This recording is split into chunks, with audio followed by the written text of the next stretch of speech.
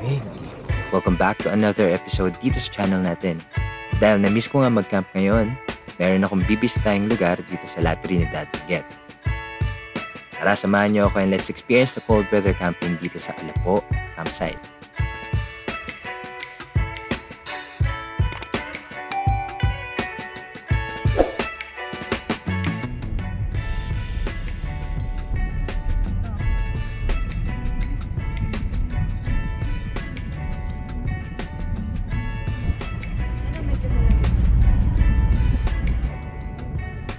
Alas 5 na ng umaga nang dumating kami sa Baguio. Bago nga kami dumiretso ng campsite sa may Alapo, nag-decide muna kami na mag-stop muna sa may La Trinidad Strawberry Farm para mamili ng mga sangkap para sa lunch namin ngayong araw na ito.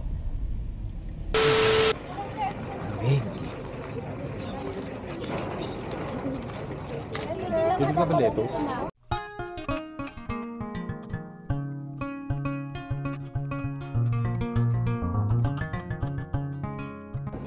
At syempre dahil nandito tayo sa Baguio ngayon, hindi mawawala dyan ang strawberry taho. Kami ako eh.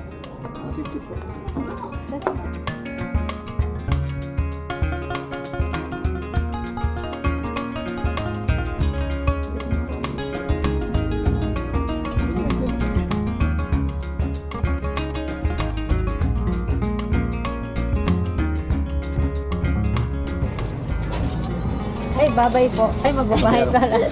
600 lahat, madam? Walang free. Yan, na may free. Salamat po. I love you to din po.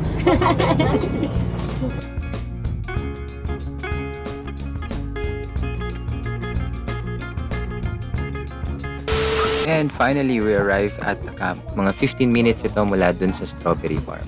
Walang trekking dito, pagbaba mo ng parking, maglalakad ka lang ng konti papunta dun sa mismong campsite nila. Merong tindahan dito, malinis na CR, water source at tindahan. Para sa camp fees naman, nagbayad lang kami ng 350 pesos per head, kasama na dyan yung tent, yung bed, yung pillow at yung kumot. Nag-add lang kami ng 50 pesos for early check-in fee dahil nga umaga kami nag-check-in ng araw na yan. I guess 50 overnight, 350. 350 na pala ang overnight.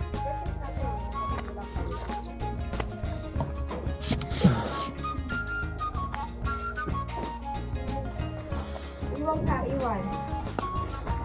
Ito yung puso. Ay, ito yung... Ito talaga yung kasama. Ang kape, sinasabi ko. Additional. Ay, lipat natin dito para dito pa.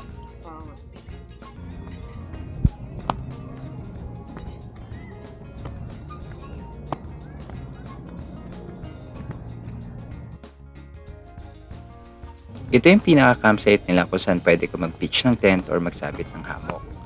I must say that this is a perfect spot for camping kasi nga bukod nga sa malinis at tahimik ang lugar dito ay sobrang panalo yung malamig na klima at perfect talaga to para sa camping.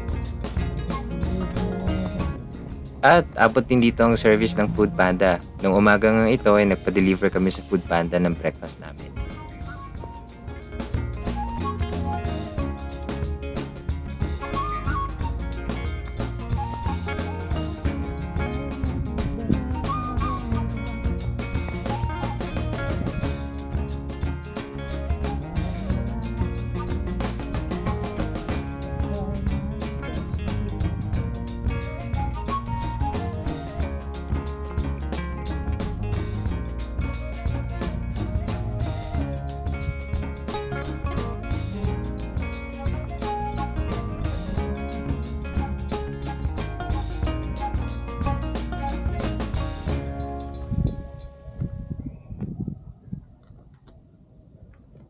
Yan yung view ng La Trinidad, Benguet or Baguio. Sa mga naghahanap ng malapit na campsite dito sa Baguio. So nandito tayo ngayon sa Alapo campsite. Malapit lang siya dito sa Baguio. Exactly in La Trinidad, Benguet. As you can see right now, mga 11 AM na pero naka-jacket tayo. Kasi malamig yung weather dito. And we're expecting na mamayang gabi mas lalamig pa yung temperature. So sa mga nagbabalak magpunta dito, make sure na magdala kayo ng mga pang second, third, fourth layer na damit and also makapal na jacket. And update ko kayo tomorrow. Bye-bye. See ya.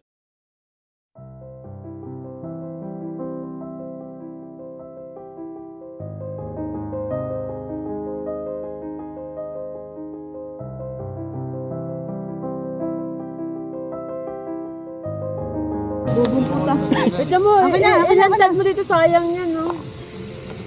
Baliktad mo. Ang sarap na ito.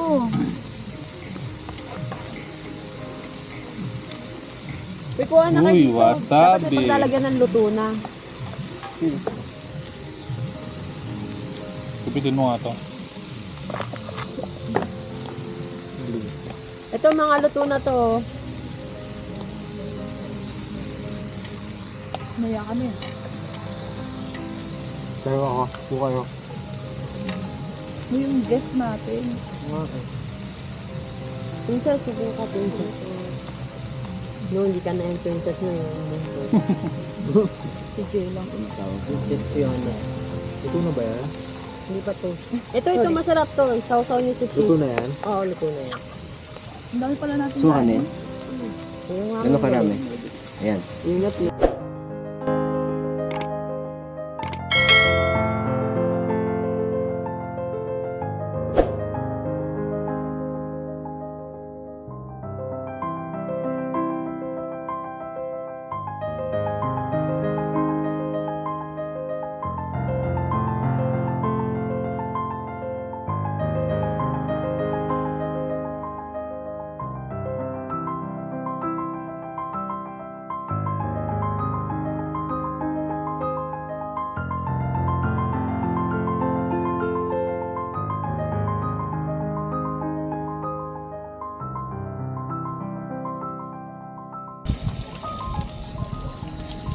May fog na.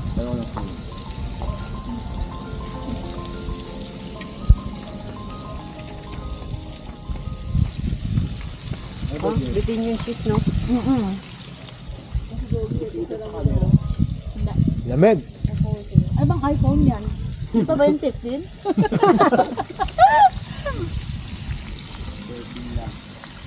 Ba yan? Ang babadoy nyo naman, 13 lang. Pati sa'yo, ano yan? 16. Ito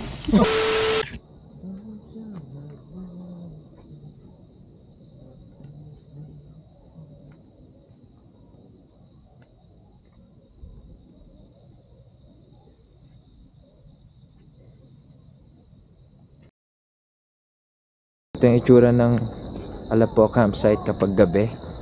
Marami silang ilaw. And right now, as of 6 p.m., doble na yung jacket natin.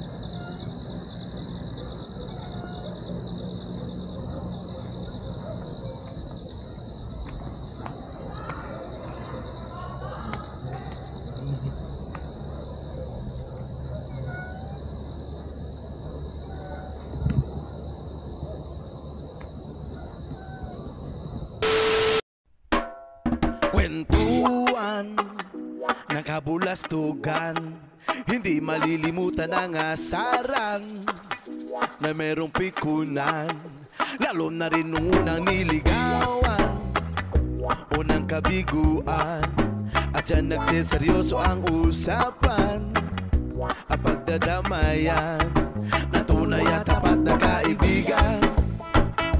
O mga buwang o kaibigan, lubang maaasahan.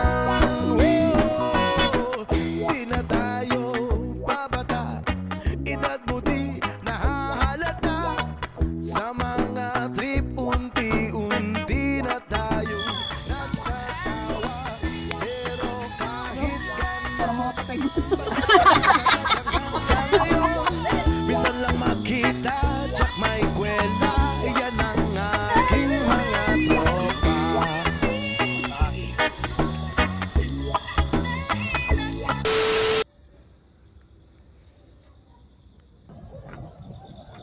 Good morning. 7 a.m. nakakagising ko lang. Lamig.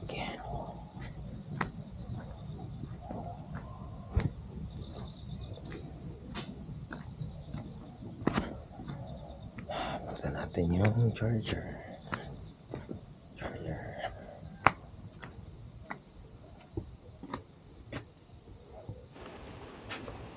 Meron din palang charging station dito at libre lang yan para sa mga mag-overnight stay na guests.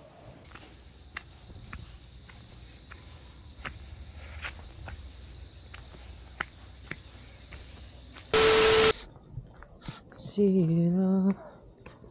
Okay guys, alis na kami. Bye-bye po. Thank you.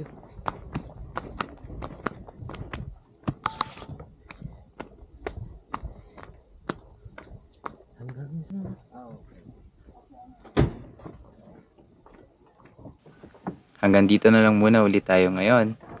Samahan niyo ulit ako sa susunod kong paglalakbay. Adios!